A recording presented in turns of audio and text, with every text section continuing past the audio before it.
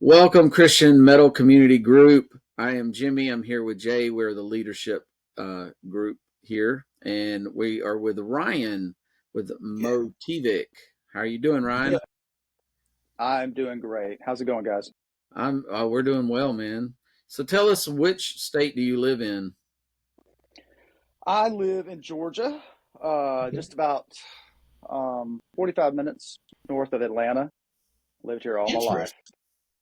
Yeah. So you didn't lose the accent since you grew up there, right? I have not. So, did you grow up in a religious home? Yeah, we were, I don't remember not going to church as a little kid. So but yeah, it was every Sunday. I I loved it if my mom would let me wear jeans. Mm, That happened on a blue, just every now and then. But I hated wearing the suits and the yeah. that's one of my earliest memories. But they made for good pictures, right? So yeah, um, grew up in a family of faith, and we Okay. it was good. So And did you grow up in a musical family? not really. My mom in the '80s, she had always wanted to play piano, and so probably in the mid '80s, we bought a upright piano, and she started taking lessons. She didn't get to take lessons as a child. She grew up really poor, and when she was in her 30s, she decided to play piano. So that was about the extent of the musicality. No one else really, um, in my extended family, were really musical. So I'm a bit of an anomaly. All right. Awesome. Cool. Yeah. Yeah.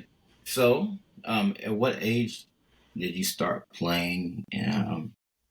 What got you into metal? It's two questions, but sorry. There you go.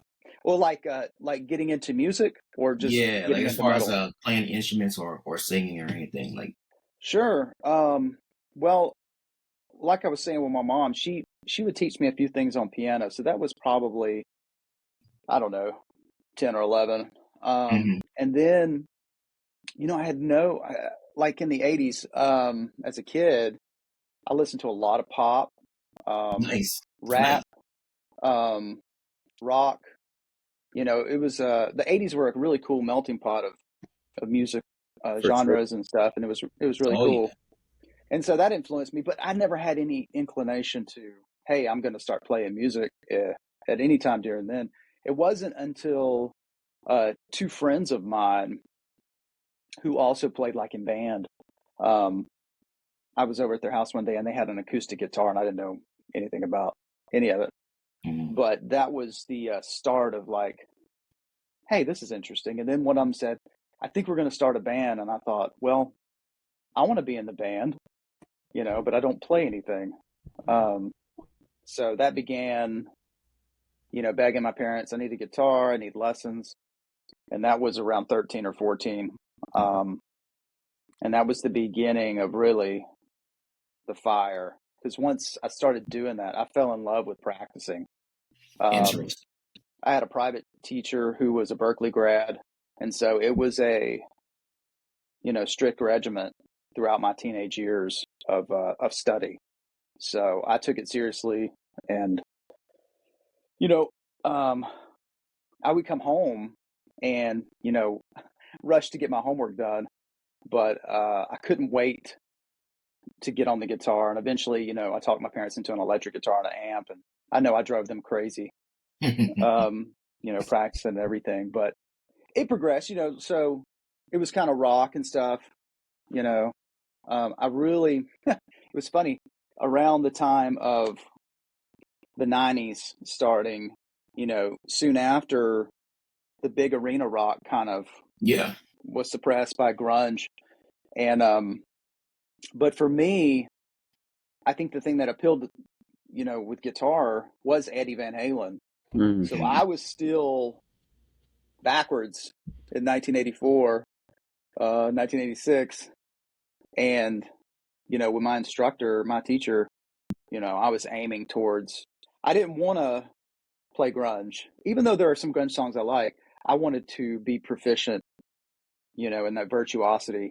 I don't know if I ever arrived there, but that was my dream. So yeah, and that just progressed. So let me back up for a second. With metal, in around 1988, when And Justice for All came out, Mm-hmm. and the video came out for one, I was fascinated by that. I was like, this is really, I mean, the double bass section. I love the breakdown in that song. That's one of my favorite. Oh, It's and one of my I favorite. remember anytime that black and white video came on, I was like, oh, Yeah, it's so cool. that was that was my introduction and gateway as well. Yeah, I loved it. Yeah, Mine too. yeah. Yeah. And I was just like, but I was starting to listen to them, and then I was listening to all kinds of other stuff. But anyway, once around 91, 92, when I started playing guitar, that progressed. And, I got into the Christian rock metal thing a few years later. I mean, my brother, he's about 7 years older than me, and he had Striper stuff. And so I was familiar with that, but it Mm-hmm. didn't really resonate with me. So, until later. So, what was your introduction to that Christian metal? Like, what The are you introduction, really becoming a fan of and getting into? yeah. So, um, in '93, I was 15, going on 16, Mm-hmm. and I had some friends. One of my good friends, Michael. We were at church camp, and I think the first, like I said, I'd known a Striper, but I had not really, connected the dots there. But at Mm-hmm. church camp in '93, they had this compilation video. You guys may remember this. Christian bookstores used to put these out, and they would be like a combination of, like White Cross and Dakota Motor Company Yeah, and yeah. all these other I've things. got And so quite a at our church few of camp, those. Oh yeah. yeah, it looks like you might back there.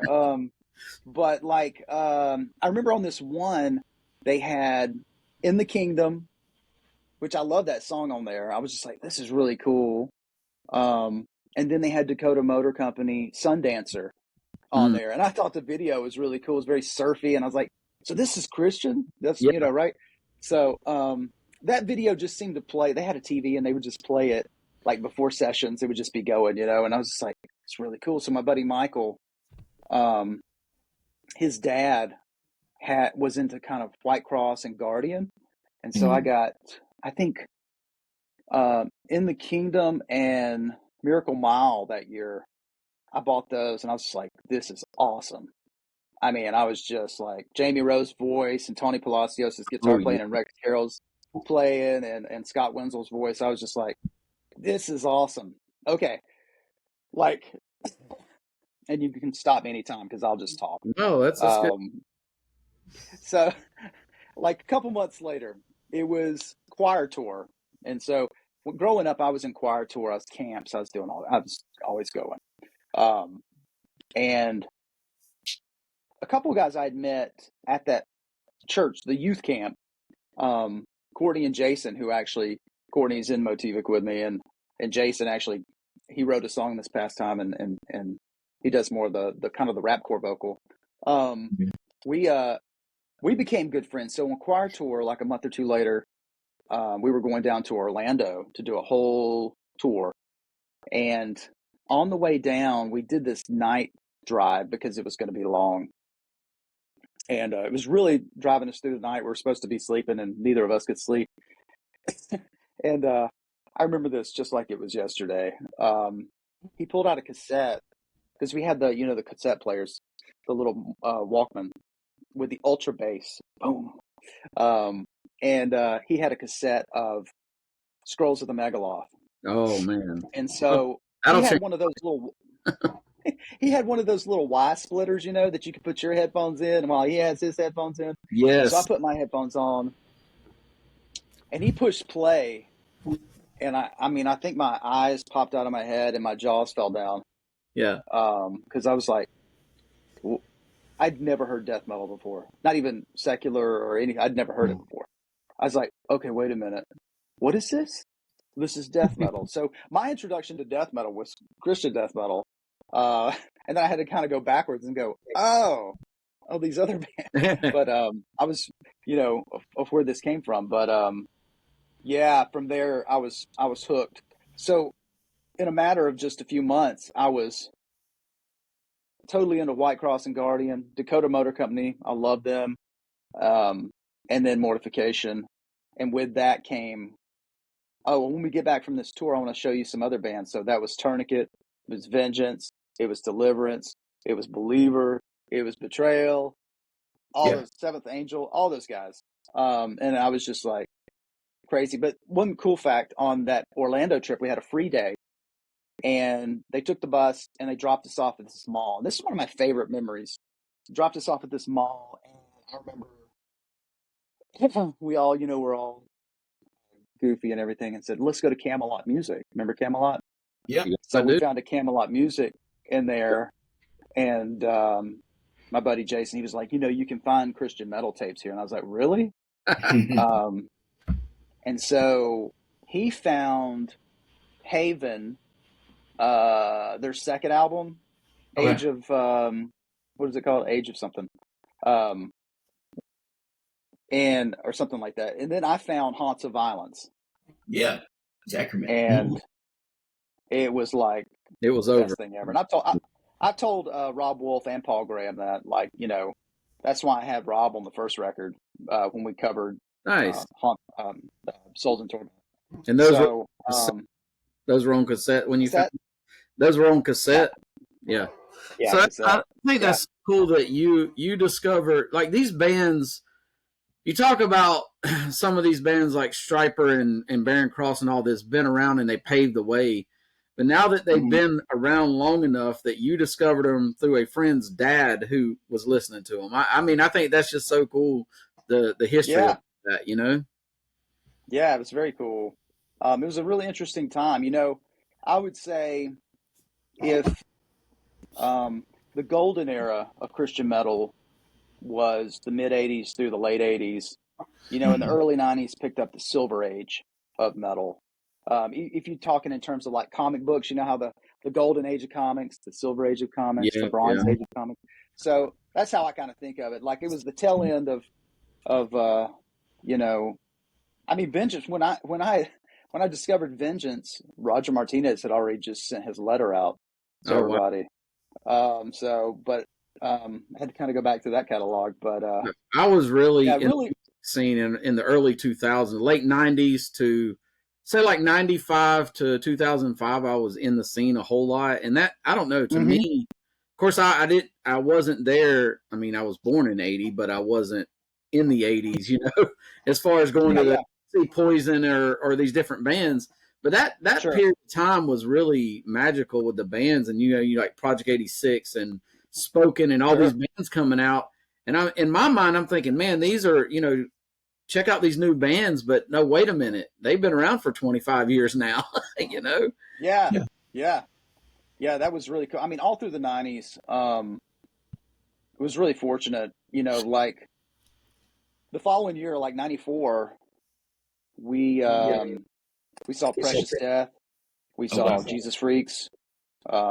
Mortification came the next year. I got to see them in 95 on the 5-year tour. Awesome. Which was great. Must be nice. So yeah, it was amazing. Steve Rowe was a really nice guy. Got to meet him. So yes, we do. But yeah, it's funny. So during that time, I was studying guitar. I came to faith in 93, really. I mean, I grew up in church and everything, but really coming to faith in the Lord was that same year. And alongside that, I was studying guitar and I was meeting this whole new group of friends. And so what do all these group of friends who scream and play a little guitar and bass and drums do? They form a band. Of course. So that's what we did. And it sounded horrible for a long time. And that's okay. You're supposed to sound horrible. Don't let that discourage you. Anybody out there who's starting a band, don't let it discourage you. Was that under the Um, same? Is that under the same band name, or was it something different? so it was. We were called Unorthodox back then, and I mean, I think we went through. This is shameful. I think we went through various names. Christalica was one of them. Please forgive me. Please forgive me. That's almost as good as You know, a band that had a local band. They were called Stoked for a while, and they finally changed it to Out of Downfall, so that was better. But yeah, better. That's better. yeah. Yeah. Oh, you gotta put out a side project called Christalica now. I mean, it's Right. Right. good. Um, so bad. I think you know how there. Yeah, One of the groups said, you know how there was the band For Him, Yes. the singing Faces group. of Life. Yeah. Yeah. So we had five at one point. So I came up with the name Five Him. Don't Terrible. Yeah, remember that? me. Yeah, Jay knows him. He's probably worked with him. He's worked with everybody. You ever worked with For Him, Jay? Yeah. I have, I actually have not worked before him. How about Okay, that? there's one that he hasn't worked with. Yeah, we probably have some similarities with that, given my career path, and we'll get to that in a minute. But uh, you know, those were some of the best times, man. I mean, if you've ever been in a garage band, as a teenager, man, that's just you spend the rest of your life trying to catch some of that feeling again. Not the terribleness, but the camaraderie and the excitement Sure. and the fervor you have then. And so, yeah, we plugged away for a couple years before we played a gig, and we finessed it, and yeah, it came together, and we developed a little following. So it was a really good time from like 93 to 98.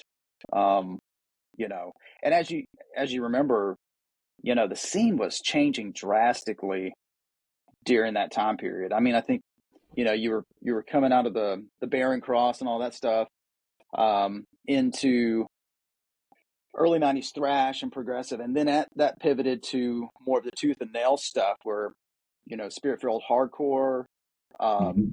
a lot of punk, Yeah. and all that stuff, which was cool too. So listening back, and our demo just got released on Rocks from back then, called Nice. The Unorthodox Years, Yeah, I saw. and it's 5 songs. Yeah, I was going to ask about Yeah, that. yeah, it's 5 songs we cut at two different points back then at two different studios, but it gives a good representation of what we were thinking about and what we were listening to. You can hear thrash, but you can hear hardcore and punk too. So was So that it's just under the Motivik name at the time? no Motivik Okay, was much later. that's what I was. So it Okay, was still unorthodox, yeah. yeah, And to clarify, we'll get to the name Motivik in a bit, but anyway, so that was the 90s. I graduated in 96, and went on to college where I played in jazz band, Okay. took jazz lessons, um, was exploring a lot of stuff. Then our band from 96, 97, this is more embarrassing points, and I've posted this on the TV page, but 96 was a really fun year. We had a lot of gigs. We were really coming into our own, I guess. And come early 97, we decided to pause the metal thing and start a ska band. Oh, whoa. So Oh, yeah, I know, right?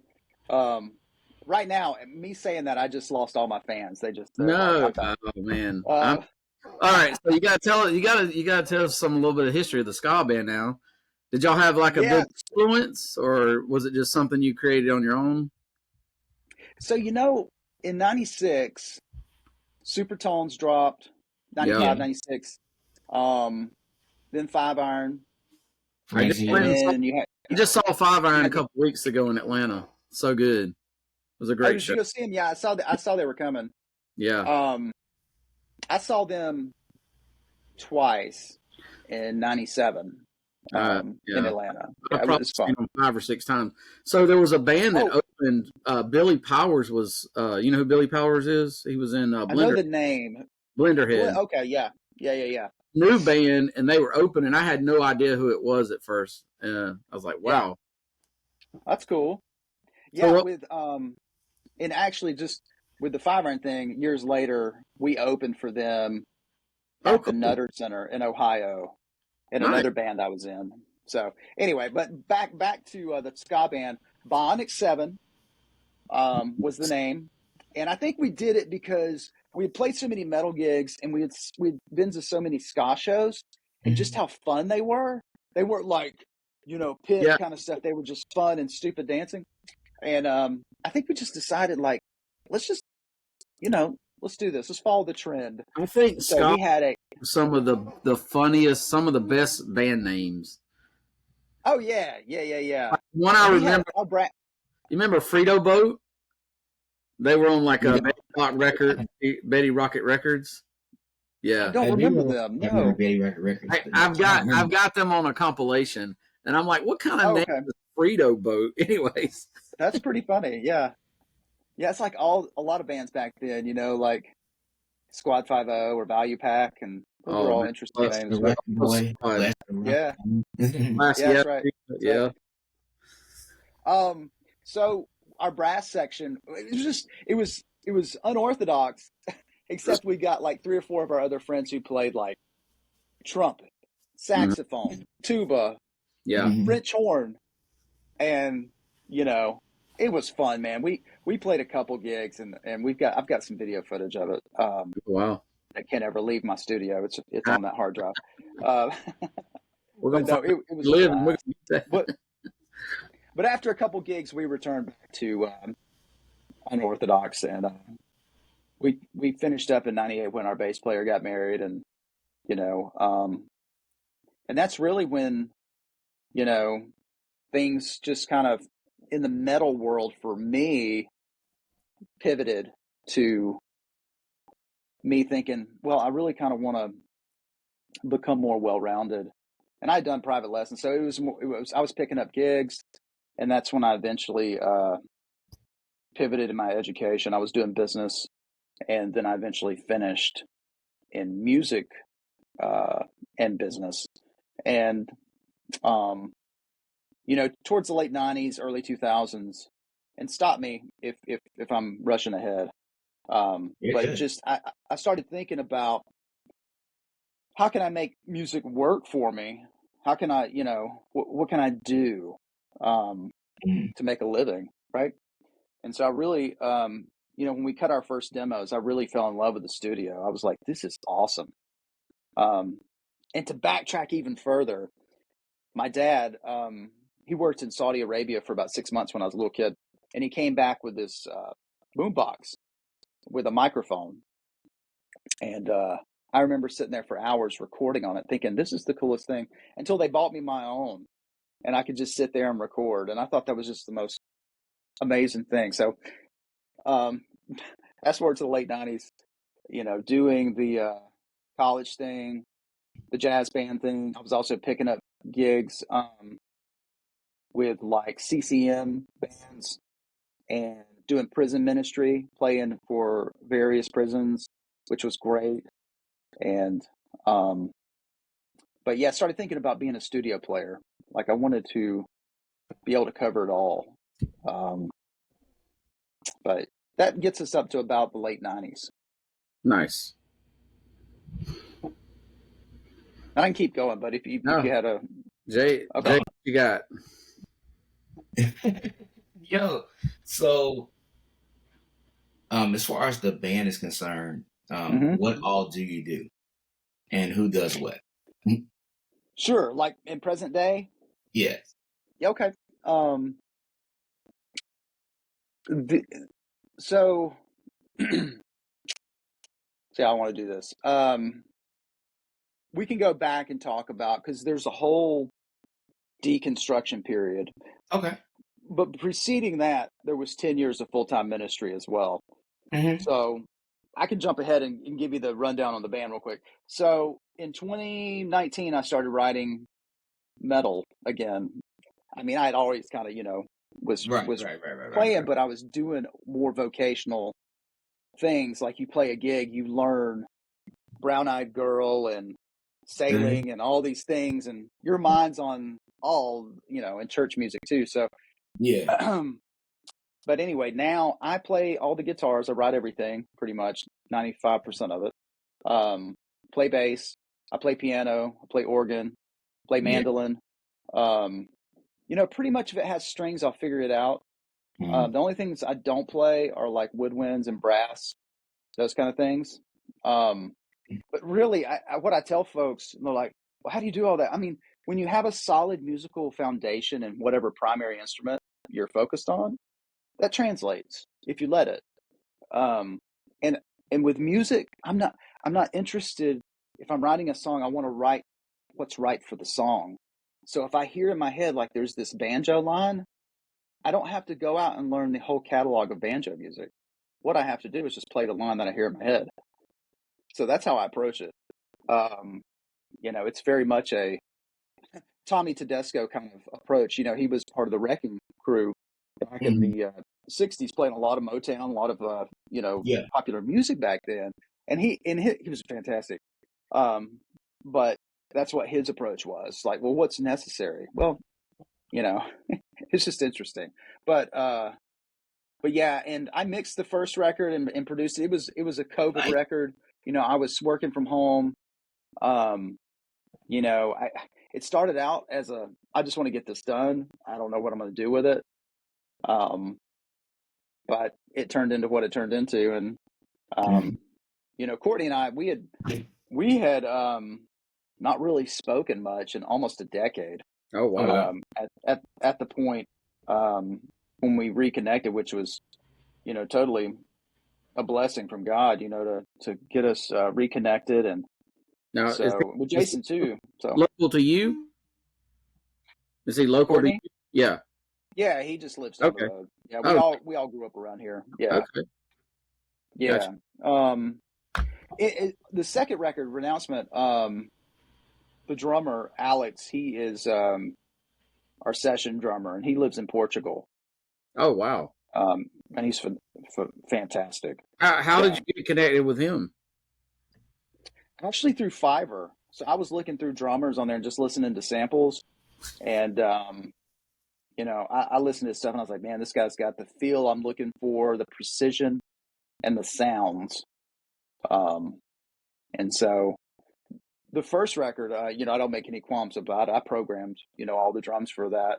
Sure. Because there again, I was, I wasn't looking to spend a lot of money on Death of the Gunman. It was just a matter of like, I want to get these ideas down. But with this one and the reception of the first record, I was like, I like collaborating. I'm not interested in being hey, there's Ron. It's been out of necessity a lot of times. You know what I mean? It's just like, well, no one else is in the room right now. Yeah. So yeah, it's, and I had Courtney and Jason both. Jason's like an honorary member at this point. We don't put the pressure of him having to be an official member, because he's actually like a Greek scholar, and he Oh, wow. was in Israel for the last year at a Hebrew school, and he's about to launch one in Greece for a Koine Greek. He's one of the best, Yes. persons, I think, in the country that is a Koine Greek. He's just expert. Speak it too. But anyway, yeah, I think I answered the question. So tell everyone that I know everybody's wanting to know, where did the band name come from? Right. What a strange band name, and nobody says it the Nobody same. says it right. Well, hey, I'll tell You know you, what? it's unique though. That's the thing. Yeah, You know what? yeah, If people are talking about it, I'm okay. You can call it whatever you want to. Motivik, Motivix, Motivik. It's Motivik. What it is basically the simplest form is I put a K at the end. but really in English in the United States, it's with a C. And basically it just means relating to motifs or a recurring theme. And in music, if you think about a recurrent theme, the easiest way in metal to explain that are riffs, right? Mm. So I think of it as developing riffs, and that's really what it comes. That's really what my intent was. It's musical, but also there's roots there with motive Yeah. and motivation. So there's some duality there, as That's far as Okay. good. meaning. But I wanted a single name. I didn't want, you know, Right. Leprechauns of the Forgotten Forest or something. It's too long for me. Nothing That's Oh against man. those band names. that's That's, another that's, that's yeah. a band name, by the way. Right. Leprechauns of the Forgotten Forest. Yeah, That's Oh my man. sci-fi thing. That could be that's the next album title, right? there you go. Nice. But but yeah, that's where the name came from. It's all Man. my fault. I did it. It's me. You can No, blame it's me. all good. It's all good. I mean, it's kind of hard to come up with a unique new name these days. There's been so many have been It's used. And true. it's like, we interviewed Glay last, and you look Yeah, at I saw that. there's like four other bands with the same name, but he didn't know that when he Mhm. started. Yeah, yeah. That was, and I would be remiss not to mention that I scoured the planet looking for bands named Motivik, and I couldn't find anything. There you go. Um, so I was like, cool, done. Amazing. Yeah, that's right. So Listening to your music, and also just hearing your story so far. I mean, I get it a little bit more now, but I would say if I were to describe your music, I would say that it's hybrid extreme metal. okay, yeah, And fair enough. there's a bunch of obviously, I don't play guitar, but as a drummer and a keyboardist, like, I'm hearing uh different things in your music. I hear the keyboard stuff, and I think that's cool. There's obviously some death metal influences. I think some of the songs vocally remind me of Believer, actually. Hmm. And of course, like I said, there's death, there's like blast beats, there's thrash stuff, there's like piano breaks, there's some rap core. So, what what influenced you to go that direction with the music versus like adhering to a certain style and uh its qualifications, limitations, whatever? Yeah. Um, I'll answer that as gently as I can. I'm weird. Um, but as far as writing, here's my approach. I am the sum of everything I've heard. Sure. Mm-hmm. Okay. All of it's in my heart, in my mind, and it's floating around. Styles are created from that with people, with all of the genres and stuff. So if I were to say the template for thrash is this, that will Mm-hmm. never work for me. That will never work because I feel like the palette of colors is so vast. And Yeah. if you can do it in a way that's artistic and also authentic to how you're feeling, to what you're trying to convey. If you listen to my music, I'm trying to make the music accent what is said. I'm trying to make them work together, not just here's a bunch of rhythms and everything, and here's my lyrics on top of it. I want it to tell a story and to move as a cinematic piece, Okay. each one. And so sometimes it's necessary that an organ comes in because there's the death of Christ, there's the eulogy, there's the lamenting, and then there's the resurrection. It blasts into. So on Lord of Death, we felt like the rapcore thing was the best way to tell that story because there were so many words to make the story complete. Because Final Hour and Lord of Death kind of go together. Um, so to answer your question, I mean, I don't consciously think about what lane I'm in when I'm writing. I'm writing Okay. to just it flows. It comes from within. You know, Will some purists hate it? Sure, that's fine. There are plenty of, you know, bands that stay in their lanes. Oh That yeah. this is our genre, this is our style, this is what we do. No problem with that. That's fine. You're probably not going to find that with us. You're going to have some that are more in that lane, but then there's going to be, moving around. So I love music. I love screaming. I love growling. I love melody. I love harmonies. I don't see a problem with just putting it all together. Well, you got any ska songs coming out? You got any You ska? know, don't count them Right. out. Yeah. Don't count So them out. so I That'd be see. death metal. Actually, Yeah. you've released 2 albums, right? You got the Death of the Gunman, right? What Mm-hmm. year was that? At the end of 2020. Okay, and then Reannouncement, which was your new album.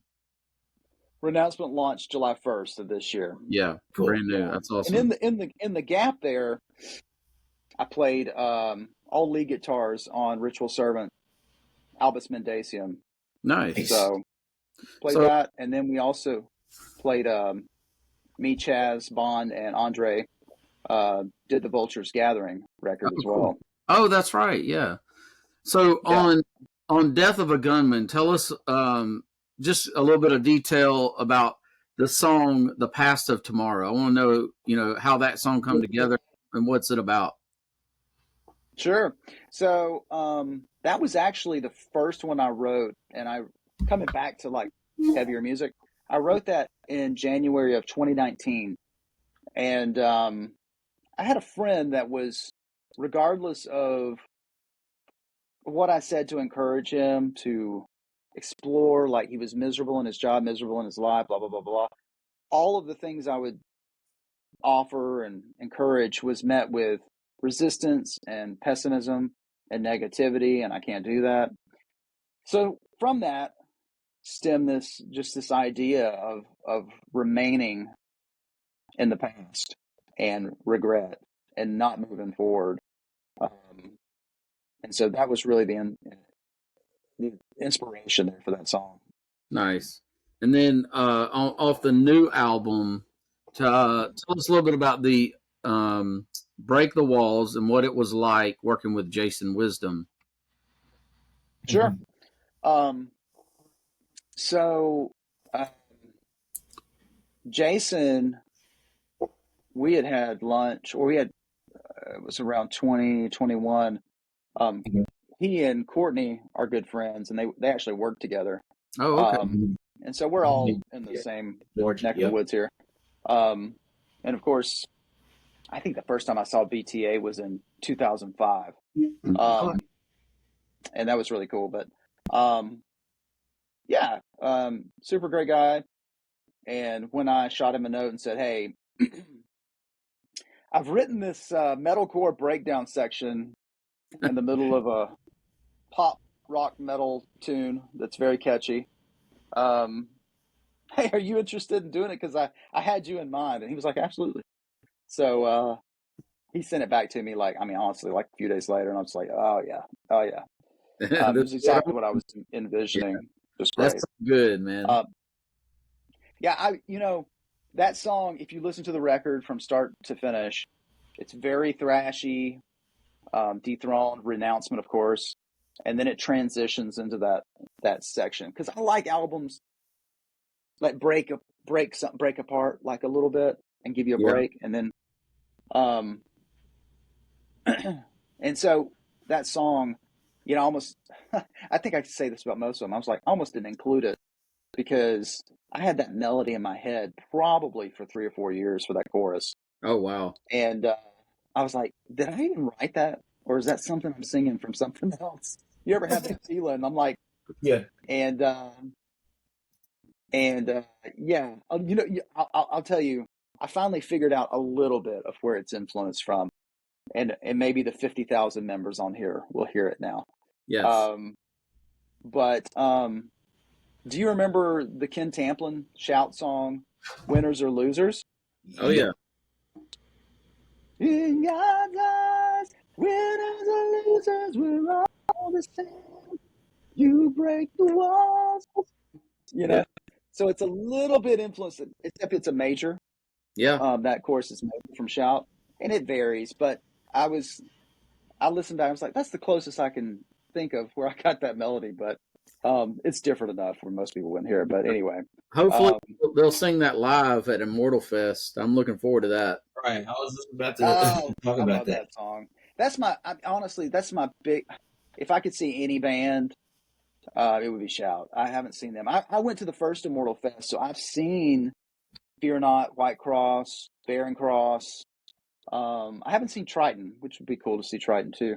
I saw my first rock concert was Bride in '93 Oh wow. on the Wow. Snakes tour. Oh, they're going to be there too. Oh Yeah. man, I haven't seen them before either. I'm looking forward to that. that was Yeah, prime that should be Bride, man. interesting. So, Oh man, that was yeah. so while we're still on the new album, also go ahead and tell us about. So that we actually interviewed Derek. So what was it like working with Derek Corzon? He is on Dead by Daylight. It was awful. Derek's so mean. No, he's awesome. I love the honest. It was great. Right. Yeah. So I was familiar with. Been friends with him online. I've never met him in person, but I'd listened to his production, and of course, I'd seen him play guitar, and I thought, well, he's really got it going on. And for me, I wanted this record to not have so much of my fingerprint in terms of sonic variants and just I wanted a lot of people involved in this record because I love, like I mentioned earlier, the collaboration. You get a lot of just nuance when you have so many people involved. Yeah. And so, I tracked it all here, and I reached out to Derek towards the end of last year, and I said, I am incredibly busy, and I don't want to mix this record, quite honestly. If I mix it, I probably will never listen to it ever again. Because I'd been working on it for 3 years at that point. Yeah. Oh wow. And I really wanted to hand it off, and I knew it would be in good hands with Derek. Sure. And so I wanted to not micromanage that process. I wanted him to bring his own creativity to it, and he did. He did an amazing job. And it was just on Dead by Daylight, I had played enough solos on the record, and I was like, I don't want to hear myself play any more solos. I was like, I want somebody else to play a solo who's a ripper. So he did, and I was like, awesome. It's just great. And then just working with him throughout it was a few months, several months of mixing, and he did an amazing job. And then I always work with Rob Caldwell as far as the mastering stage. Oh man, he does. I would love to interview him. I wonder how many albums he's been connected to. He's been doing it for a long time. Yeah, I love Rob, and we work well together. And he brings in, of course, another set of ears, and yeah, I couldn't be happier with it. That's awesome, man. Yeah. Good deal. Yeah, that's super cool, man. Yeah. We definitely love the music. Thanks, man. The new album sounds amazing, of course. I mean, Thank you. It's just good music, man.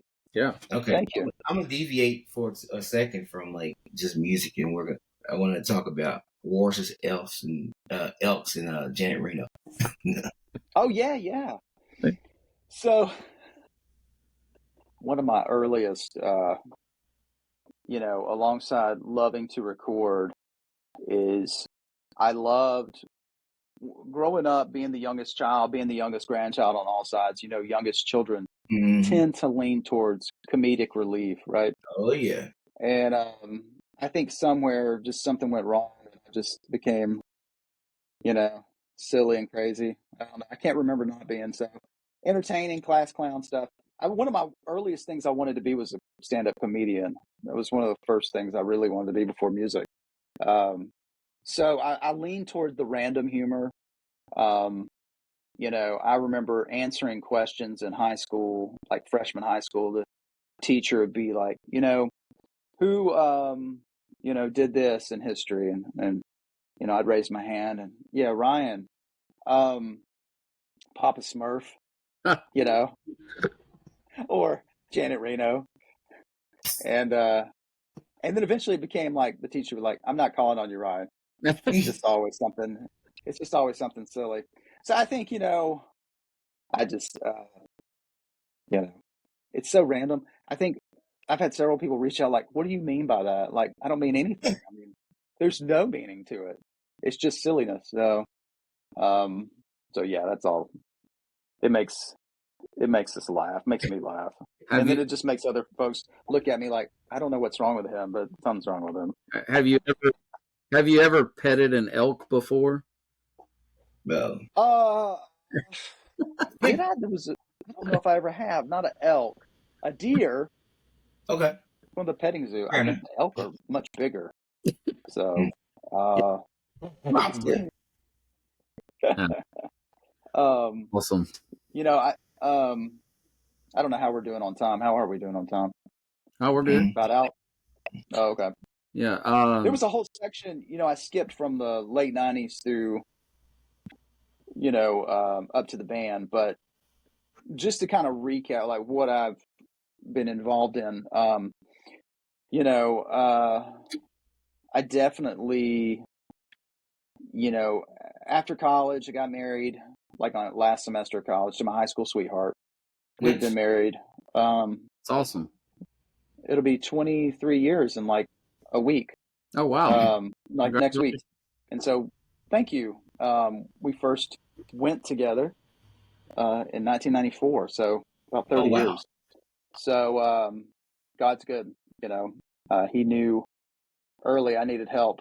So, so it's been great. But we all do. I went into out of college. I actually, you see the studio behind me. I actually began working for a studio in college and did for a couple years after. To give you an idea of the skill set of being a recording engineer, co-producer. Yeah. Doing that for a few years, and then I moved into being a technical director for a large church in Atlanta in the early 2000s, and then I moved into being the director of worship 5 years later. So I was at that church for a total of 10 years. Okay.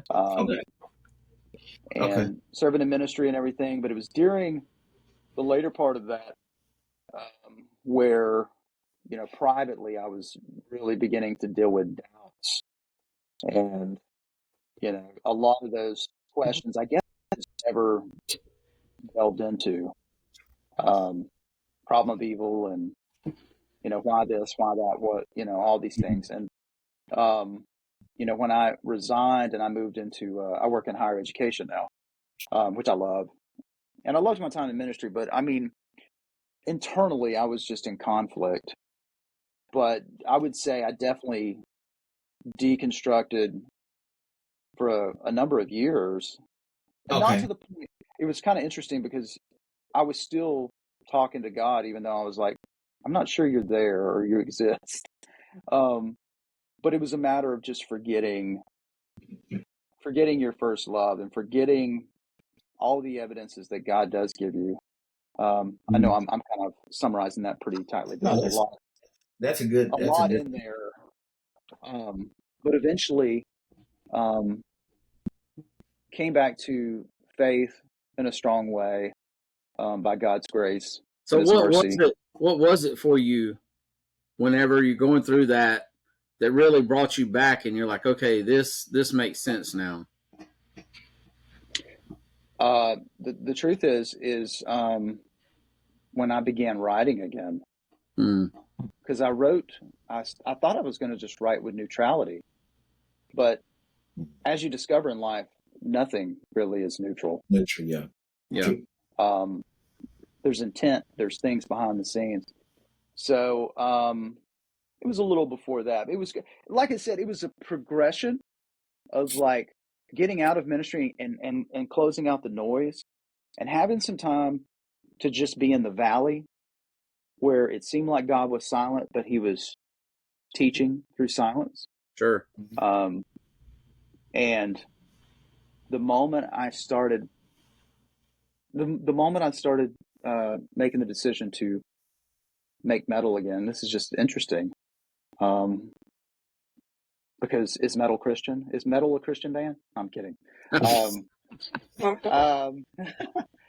the moment I started doing it, and this was in my previous house, in my studio there, it was like the Spirit of God just filled the room and said, basically, I never left.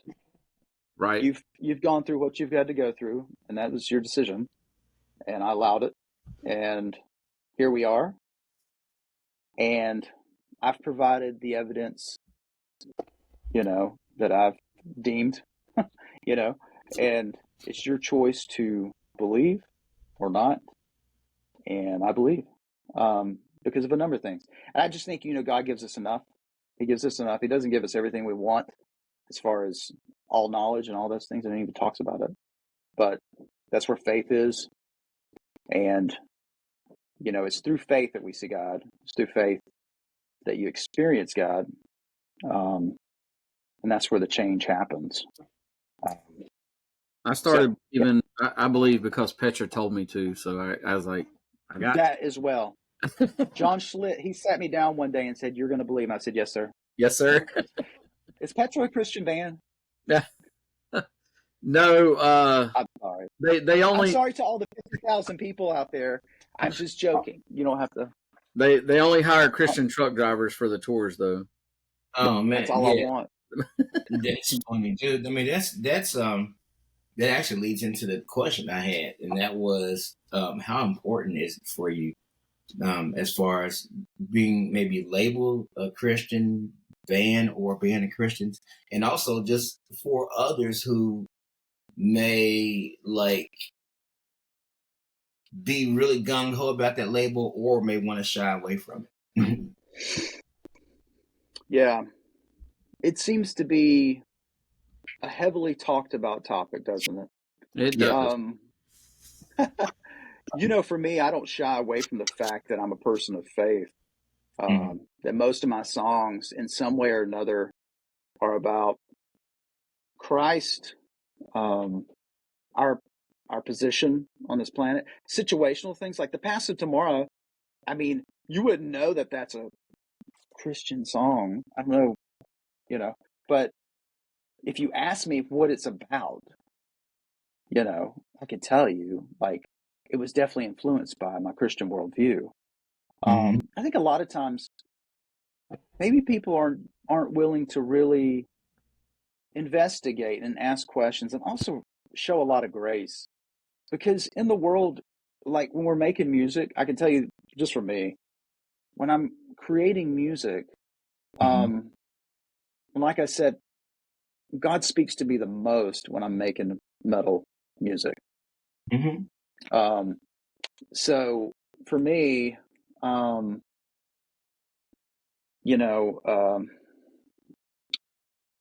trying to think how, when we're creating something, we want to make it creative and artistic. Right. I mean, that is a part of it. It's not like but I'm not separating it. That's the thing. It's like, there's my faith, there's creativity and artisticness, and when it melts together naturally, that's the goal. I want to make that. Yeah. It's not a check. It's not intended to be a checklist that you mark off and say, okay, the verses are pretty Christian. The chorus is really Christian. The bridge, I see no value in that. So they're, so I would encourage everybody out there who's into Christian metal and that's all you listen to and you want to know, is this band Christian? Fair enough. It's a fair enough question.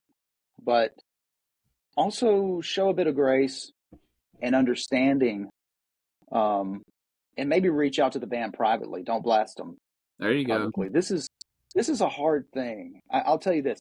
this requires hours and years and months because it's the summation of all of your training, all of your lessons, all of your purchases, your instruments, your time, all of it. It's, this last album I did, it's 3.5 years.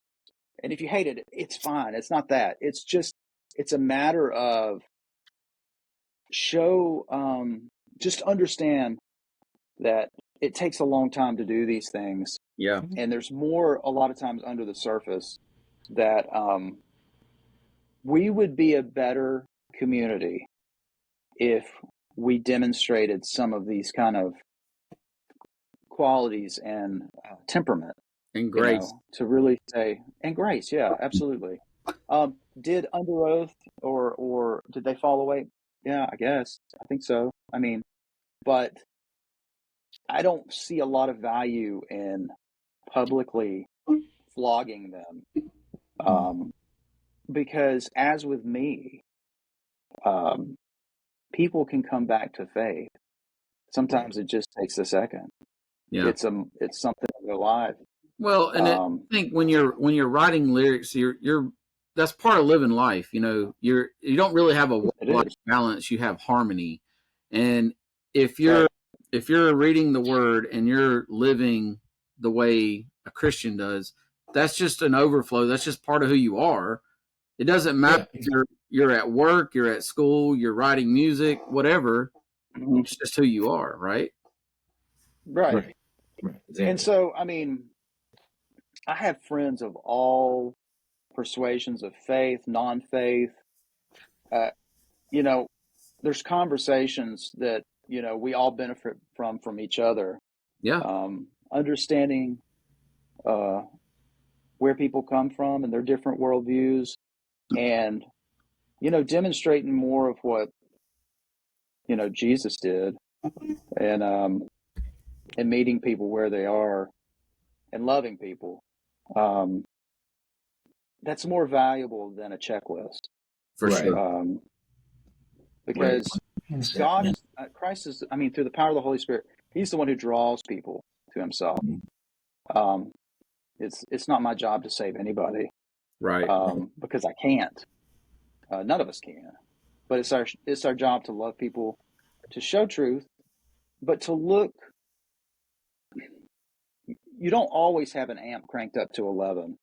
There's times to dial it back to 1. Oh, I didn't know that. Oh, dude, like that.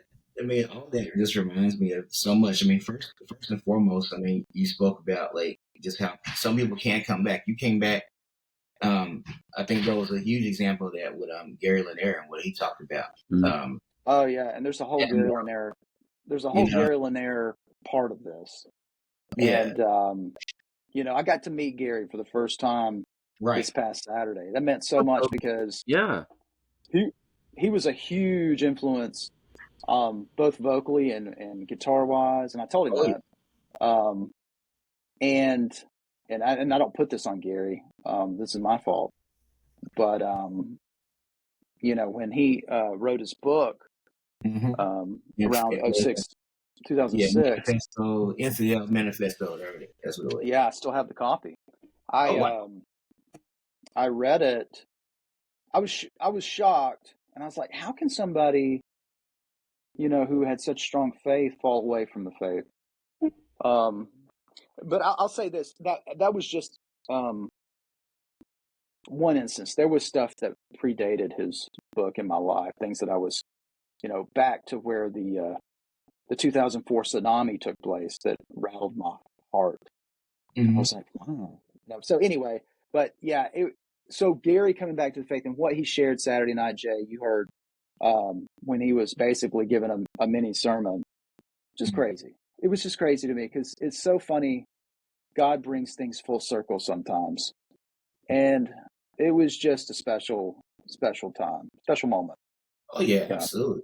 And I think you also touched on like the criticism that, like so many of us give to people as far as them not being Christian enough. I know there was some commentary in our group, for example, that I think I probably, I don't know if I erased it, but I might have slowed down comments or something like that. Some people were basically saying that no one except Chaotic Resemblance was preaching the gospel from stage. Like, Oh, I didn't even see that.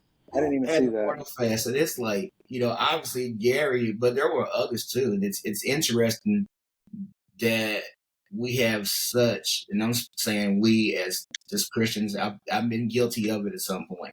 Yeah. The expectations that we have of people to meet certain criteria to be Christian. Like, it's like, I mean, even something like, hey, we came to hear music. It's not that we can't be preached at, but Yep. oftentimes, oftentimes it seems like a lot of people tend to preach to the choir. It's like, and then the choir wants to hear more and more like sermon stuff, and it's like, like evangelism gets lost in there somewhere a lot of times because people want to be catered to in the Christian community.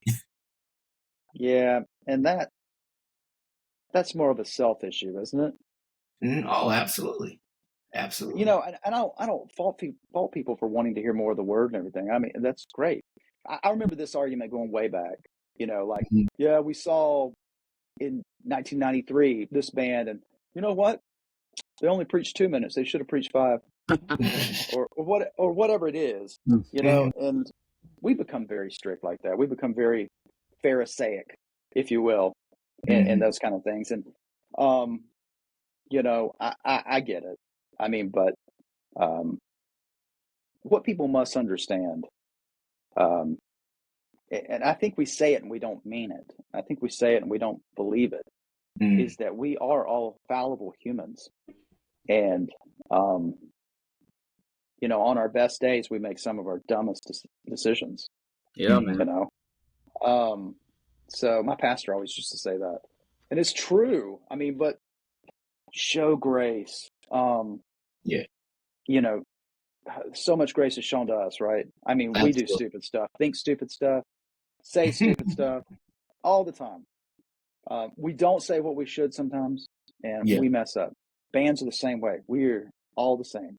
I mean, so, but question yourself why you want, I would say that, like, question why you want a band to say X, Y, and Z from the stage. Is that because you want the truth presented, or because that is a checkbox for you? Yeah. If that makes sense. Nice. So I have 2 questions. I'm gonna ask one, then I'm gonna let Jimmy ask a couple, whatever he wants to do. But so my next question is: do you all do live shows? Do you have any plans for the future for doing live shows? We do have plans for the future for doing live shows. I can't announce anything at this very moment, but we very much over this next calendar year, 24, 25. Stay tuned. Nice. Cool. Tell us a little bit of overview. Give us an overview of your studio there. What do you, for the techies out there? Oh, yeah, sure. So if you look, I actually have a session pulled up right now. It's actually a new Motivik song. Yeah. You may be hearing it sooner than later. I know I just did an album, but anyway, so I use Logic Pro. I've been using Logic for about 6 or 7 years now. I was a Pro Tools guy for a long time, and I got sick of having to buy updates for my plugins. And so I moved over in 2018, I moved over to Logic, and I've really enjoyed it. Nice. You can see my MIDI controller. It's a little guy, and I have over in the corner, bigger guy on the wall over there. But yeah, it's a pretty simple setup. I have a rack with a few pieces over there. But I try to keep it simple. I'll say this, for all my rhythm tracks, this right here is my Solar. Okay. I love this guitar. It's with an Evertune bridge. It keeps everything perfectly in tune. So for all of the rhythms and tightness, this is the best rhythm guitar I've ever had, period. Wow. What brand is that? That is Solar. Okay. And then, sorry about that. And then for yeah, I have a assortment of guitars and stuff. So, but I've kind of streamlined everything. So I have certain templates built so I can move. If I have an idea, I can bring up the template and start recording again. And that's what I've been kind of doing over here right now. So this week, I've been off this week, went to Immortal Fest, and I took off this whole week to kind of regroup. Yeah. And so that's been kind of fun. Nice. But yeah, I'm very grateful to have a studio. I always wanted one. And so it's great now because the technology has caught up with the creativity and on a cost friendly level. I mean, I can record everything here and then send it off, and you've heard Renouncement. I mean, it's crazy. And my drummer, he tracks everything overseas and then sends me the files, and Love it. I love it.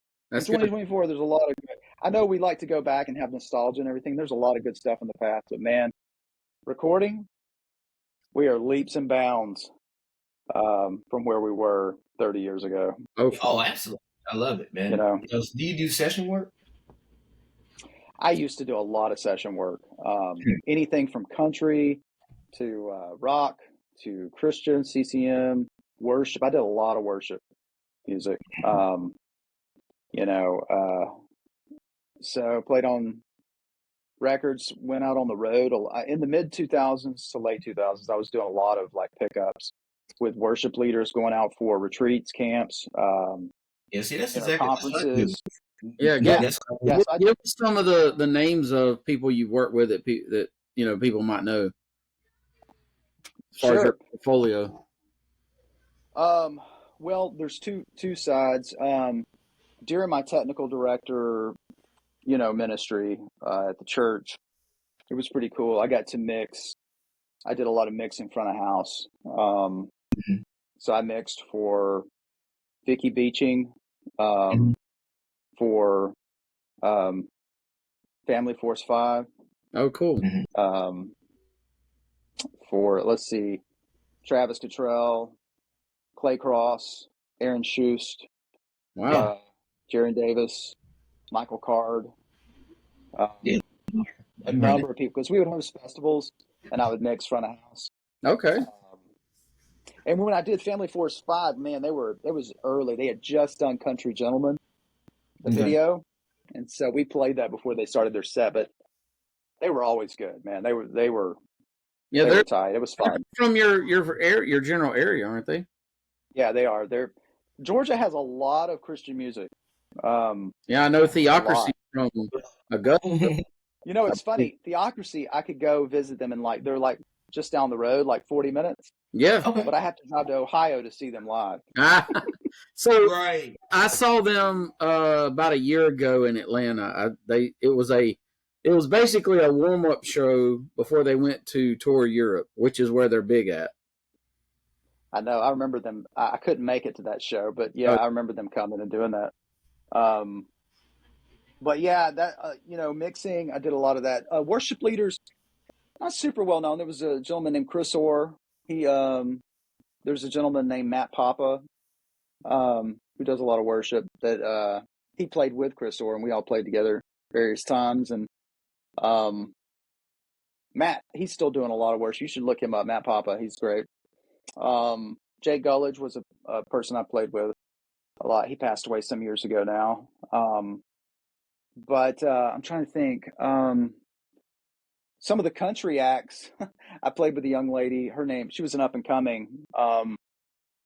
She didn't stick with it, but we opened up for the legendary Ray Price. Mm-hmm. If you ever look him up, he was old country. I'm trying to think.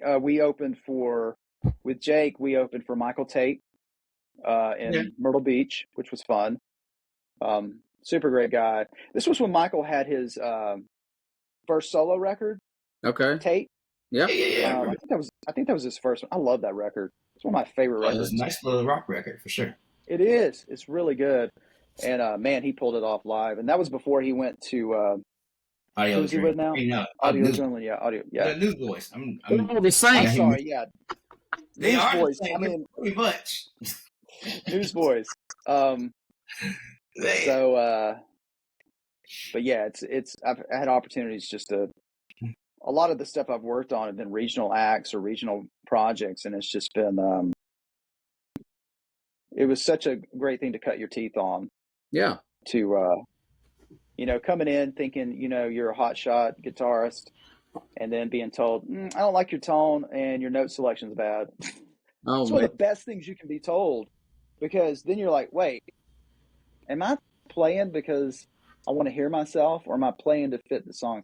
And that was a total paradigm shift for me musically. Sure. Like, quit playing like you're the guitarist, and start playing for the song, And I carried that with me. So hopefully that translates. Yeah. Nice. Of course, I like some. Last year, the first Immortal Fest, getting to see White Cross for the first time with Rex Carroll. I That was great because I saw them for the first time last year at Immortal Fest. Yeah, they were great. Yeah. Yeah, I can't wait to see them. Yeah, a couple weeks. If you go to our Motivik YouTube page, you'll see. I think it was last year. I did a cover of the solo on "In the Kingdom," "Eternal Fire," the Eternal Fire, the instrumental. Yeah. Mm-hmm. So I love that. That was such an influential piece. That whole album, man. That whole thing. So yeah.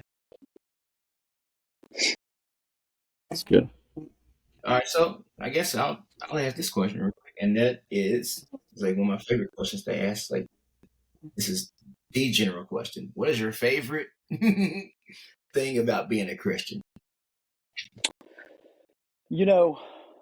When you realize, and from the earliest age, this was the case.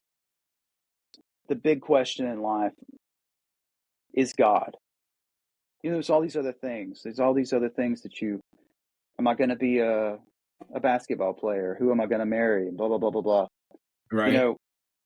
For me, I remember being like 4 or 5 outside singing, the hymn, Grace, Grace, God's Grace, Mm-hmm. and thinking about it at the earliest memory, and my mom having to call me in. God has been calling, my whole life. And when I came to faith at 15, it changed everything. I was resistant. I had that as a kid, but I didn't come to faith until I was a teenager. There was some stubbornness. But my favorite thing about it is that it is the only thing. It is the thing in life. And when you come to that knowledge by God's grace, it does change everything. You realize who He really is, and everything about your life changes. The question of who God is and who is Jesus, that's the question. And everybody has to deal with that in their own way. And for me,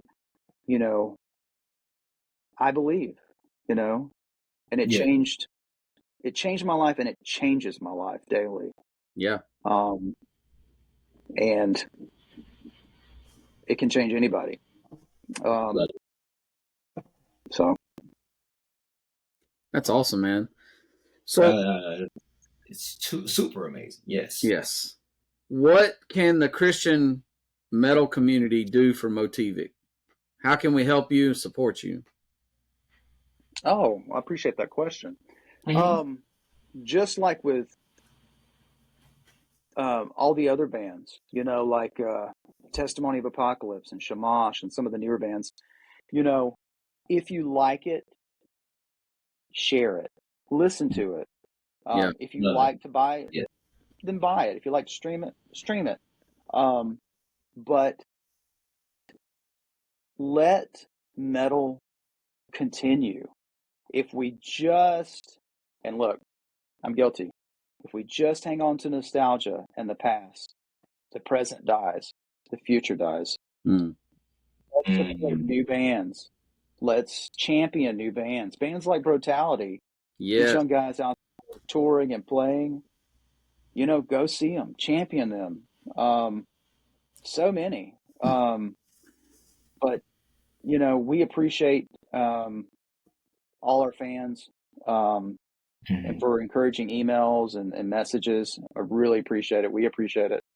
But yeah, that would be the biggest thing, is listen to everything you love from the past, keep it going, but assimilate new stuff into your repertoire.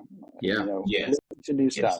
stuff. And because in 10 years, you may look back and go, oh, I remember that Brutality record. That was so great, or whatever it is, Shamash, and or even a Motivik record, so that's my biggest plea to the community is That's awesome. love one another, Yes. champion one another, and support each other. Yeah, and one tip I like to say too, buy 2 CDs and give one to a friend. I mean, Sure. that helps. So that goes some ways too. Absolutely. So Good deal. Well, man, this has been fun. I appreciate it, man. I hope you have a great day. I swear. Thank you, guys. I love talking to you, man. And hopefully we can do it again sometime. Yeah, so much more to come, man. God bless you, All man. right. With the album, been listening to it. I hope more of you all will do exactly what he just said do. Listen to it, support it. However, man, bright Appreciate future. that. I mean, great stuff. Progressive metal forever, man. Sweet.